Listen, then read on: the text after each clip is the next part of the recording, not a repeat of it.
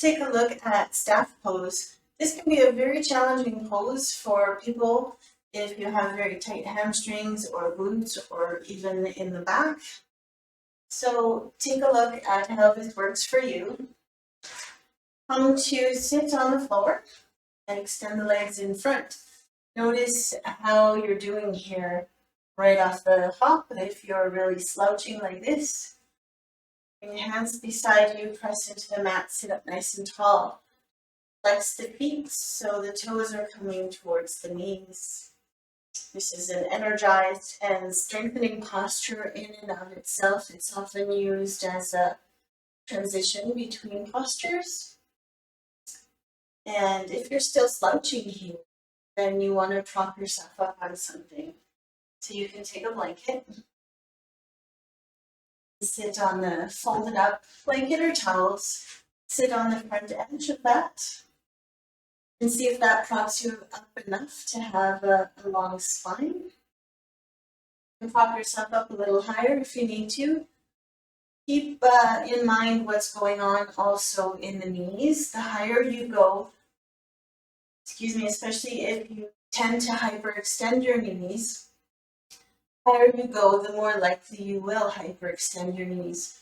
So keep a micro bend in the knees. You can even put something under the knees to support them if you need to go a little higher. Even if you're just sitting on the floor and you find you're hyperextending the knees, then put a rolled up blanket under your knees.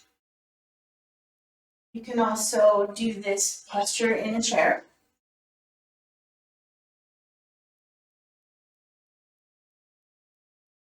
This is probably even more challenging than on the floor. Try here.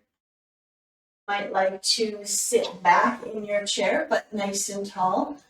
Find a sturdy spot, hold on to the sides of the chair, and then extend both legs in front of you. You're going to find you're really working your front of your thighs, your quads. When you do this, this is good strengthening work. Notice what's going on in the back. Keep the back nice and tall. If you're slouching a lot, then lower the legs down. You want to keep your back long and strong. And that is staff pose Dandasana. All right, let's take a look at boat pose. This can be also a very challenging posture. Start by sitting on your mat, bend the knees, and the first thing, again, you want to look at is what's going on in your back. So place your hands behind your thighs, at the backs of your thighs for support. Start right here with the feet flat on the floor.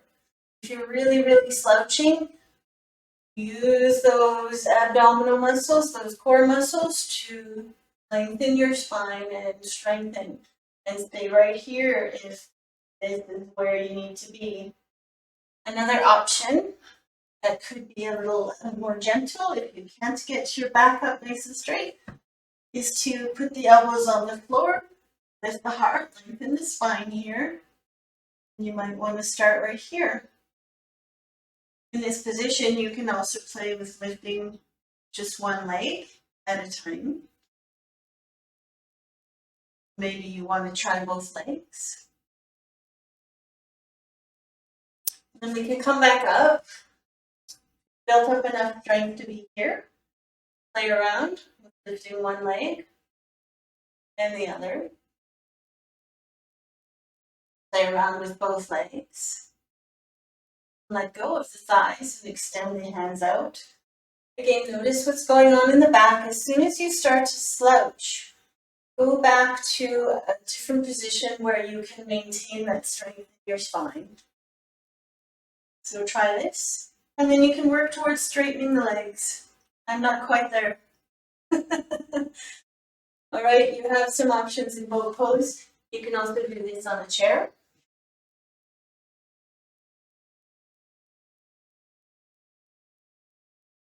Sit forward on your chair, place the hands towards the back of the chair, get a good strong grip. You can lift the legs. If you only lift the legs a couple inches off the mat, you are working your core and your thighs. So do whatever feels good for you. And And that's bow pose. Let's take a look now at bridge pose. Come to lay on your mat with the feet on the floor. We call this constructive rest. So bring the feet about parallel and about 6 inches or so away from your butt. I like to find some length in the spine here.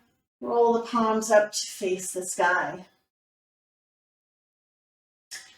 Find your connection to the ground through the feet, the four corners of the feet. And practice first by just lifting your tailbone a little bit off the mat. So you're not really even lifting anything. You're just bringing your tailbone up towards the sky. And release it down. So lift the tailbone and then lift the hips towards the sky. And just go a few inches. And then come back down. Whenever you're practicing this posture, you don't have to go high up. And if you have back issues, low back issues, this could be challenging in the low back. So maybe you don't do it on the days your back is sore, or maybe you can lift just a little bit. So do what feels best. You can work your way up and down in this posture. Again, begin by lifting the tailbone and then lift the hips. And maybe as you work your way up and down, you can get a little higher. I don't go very high myself in bridge pose. And to work towards a little more height, without moving the head, you want to bring the chest towards the chin. So have the chin slightly tucked. Tuck the tailbone up towards the sky. Lift the hips. And lift the chest towards the chin. And this is my bridge pose again. I don't go very high. You do what's best for you. Another thing to look out for in bridge pose is what's going on in the legs. So often the legs might start to open outwards or even turn inwards. I've seen it more outwards. So work to keep the legs in line, center of the hip with the center of the knee with the center of the foot. So if that's a challenge for you, you can try bridge pose by putting a block between the thighs. That gives you something to squeeze against with the thighs. And then lift. A nice way to practice bridge pose in a resting sort of way is to put the block underneath the sacrum. So the sacrum is the lower part of the back just before your tailbone.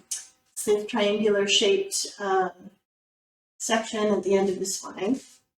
So lift the hips, place the block in whichever position works for you. I like the lowest position under the spine, and now you can just hang out here and rest in this bridge pose. This helps to open the front body. And I find it also, for me, helps to bring some length in the spine.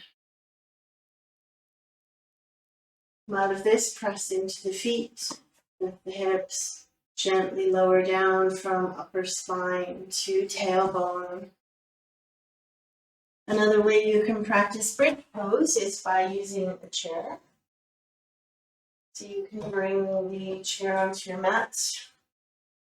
Come to lay down, place the feet on the chair. And you'll find you're going to lift differently when using the chair. You may be able to lift higher than you can when on the floor.